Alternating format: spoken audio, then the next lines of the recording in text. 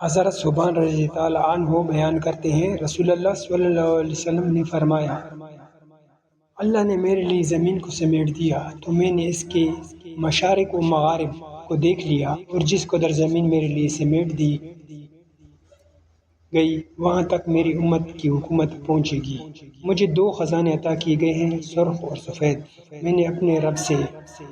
درخواست کی کہ وہ عام قحط سالی کے ذریعے اسے ہلاک نہ کرے، ان کے باہمی دشمنوں کے سوا کسی اور دشمن کو ان پر مسلط نہ کرے کہ وہ ان کا مرکز صدر مقام تباہ کر دے۔ اور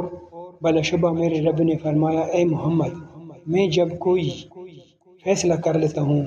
تو وہ ٹل نہیں سکتا۔ میں نے آپ کو آپ کی امت کے بارے میں یہ عہد دے دیا کہ میں اس کے قحط سالی میں مبتلا کر کے تباہ نہیں کروں گا۔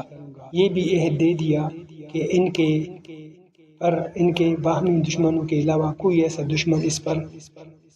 مسلط نہیں کروں گا جو ان کے مرکز کو تباہ کر دے، اگرچہ ان کے تمام دشمن متحد ہو کر ان پر حملہ کر دیں، البتہ وہ آپس میں ایک دوسرے کو ہلاک کریں گے اور قیدی بنائیں گے۔